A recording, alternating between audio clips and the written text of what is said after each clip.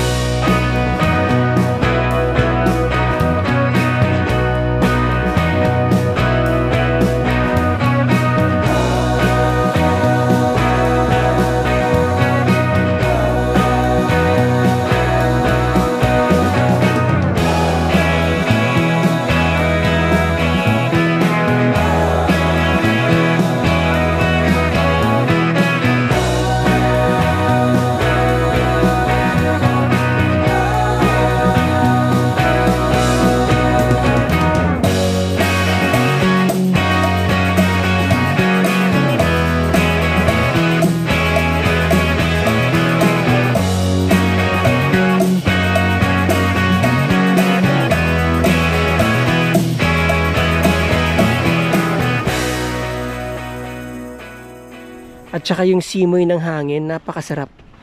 And then meron silang dirty kitchen dito, ano? May kubo-kubo. Malakas po ang wifi signal dito. I mean, malakas po ang internet signal dito. Meron po silang mga meron po silang ano dito line ng fiber connection, be it PLDT, Globe, or Converge. Malakas din po ang signal dito. I think meron din ditong 5G signal. Kaya napakaganda ng place na to. Ayan. So meron silang mga rooms, ano. Mamaya silipin po natin yung mga kwarto na yan. Ikot muna tayo dito sa paligid. Solid po ang fence. Concrete. Sir, ano to? Meron po ang dyan, bodega. Ito po. Paglagyan po ng tubig yan, pero hindi nagagamit. Okay. Lagyan ng tubig, hindi na nagagamit. Tapos dito mayroon silang bodega dito. Ito yung kanilang fence, oh. Mataas, no? Siguro mga nasa ano to, 10 feet. Ano, taas. Ayan na yung bubong, oh. Halos pantay na. Tapos ito yung bodega. Mayroong bodega dito. Yan. You know, sa isang resort, importante yung mayroong kang bodega. Talagyan ng mga, ayan, mga pump, tools, spare na mga gripo, you know, hose. Yan. Then, dito, naka-setback siya ng around 1 meter to, ito CR yata ito Ito. So, may setback pa dito na around 2 meters. Yan, hanggang doon. Tapos nakadikit na siya doon sa bakod. Bakod, nasa 3 meters ang taas. Ang bakod, nasa 3 meters nga ang taas. Mataas nga, 10 feet nga Oo. Mataas pa siya sa building Although na, dito, may, dito yung kanilang, breaker, no? So, you see, it's been in operation for 24 years already. So, expect na meron ka mga kailangang i-repairs. Regular customer. Oo. Pero ang advantage nga niyan ay marami siyang regular customers na. Konting ano na lang to, konting improvements na lang. Konting investment na lang yan. Ayan o. Kasi senior citizen na po yung mga may-ari, nasa 70s na sila. Ang reason for selling ay gusto na nilang bitawan itong resort. Isa lang naman yung anak nila.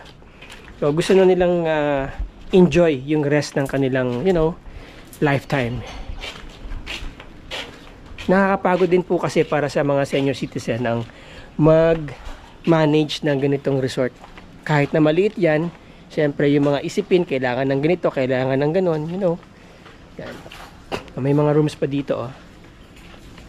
So, very basic ang style ng room nila, no? Normal room lang. Ito, may isang kama. Ayan. May aircon. Although na tingin ko, kailangan na talagang i-decommission yung ibang aircon, palitan na ng bago. Tapos, mga repairs sa kisame, no? Pero, livable pa to. I mean, pwede pa tong kumuha ng accommodation. Pwede nyo pang, kumbaga, pwede nyo iparent ng mas mababa sa mga resorts dito. Kasi ang habol lang naman usually ng mga nag-outing ay yung dagat. So, ayan. Very basic ang kanilang comfort room, no? Tapos, merong sarili silang ano dito, veranda where they can dine in, diba? Tapos may mga lutuan doon. So once na inassume nyo to, you know, you can set your own rules and policies. Pero ang advantage nito ay kilala po ito sa isa sa mga murang accommodations dito sa Botolan, Zambales. Now, ayun, may kitchen din doon. Tapos dito ay parang pinaka kitchen na rin nila to or kwarto, no? Pwede po ba makita sa loob? Ayan. Yun. So ito may malaking kwarto dito. May sariling CR. Lahat po ng rooms may sariling CR, ano? Meron po. Okay. So lahat po ng rooms may sariling CR. So again, I want to emphasize, no, although na may mga kailangan siyang i-repair or i-renovate, pero ang pinag-uusapan nga po natin kasi dito yung kanyang pagiging kilala na sa lugar na to, oo, na murang accommodation. And then ito may building din dito. May function, pinaka-function room, conference room. Ayan. Maluwag, no? In the meantime, ginawa nilang sala. Tatlo CR po dyan. Oh, 3 daw ang CR dito. Oo. Yan.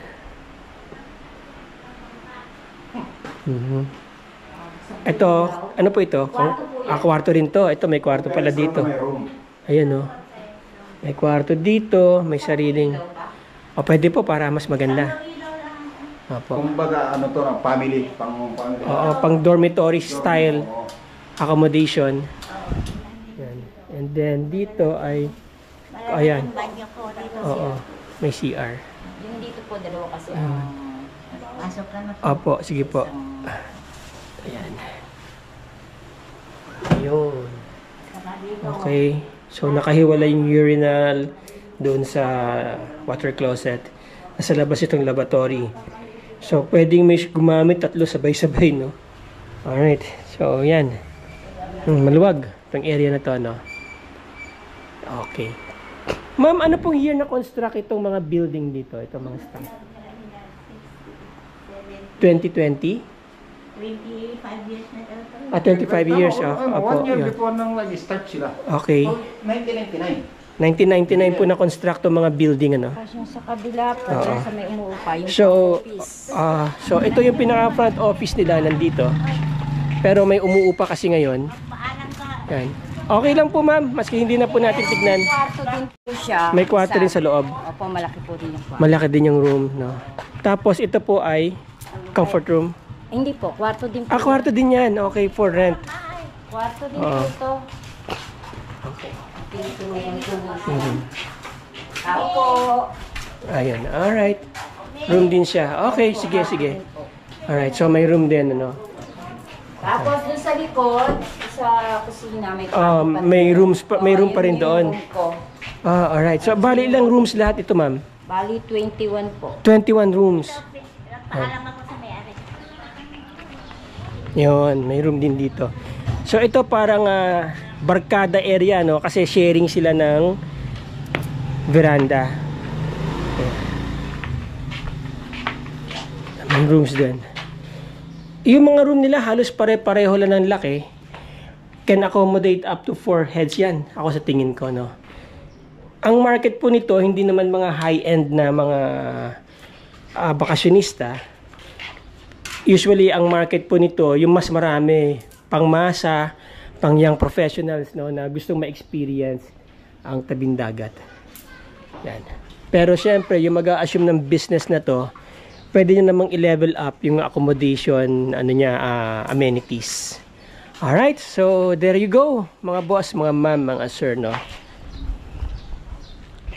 Okay, recap po tayo. Ang property po ay nasa 2,068 square meters. Malinis po yan, clean title yan. Safe ang inyong investment ng clean title. Ang pipirma lang po yung dalawang matanda na nakapangalan sa titulo, yung mag-asawa.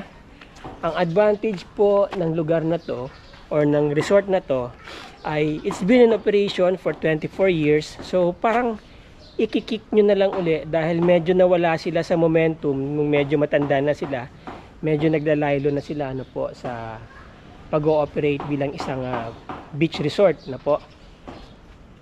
At maganda ang pagkaka-layout ng area dahil itong area na to ay meron pang malaking area for development. Ano po, pwede pa kayo magpalagay ng building dyan, magpalagay ng swimming pool, pa-renovate yung mga buong lugar na yan. Okay, ayan.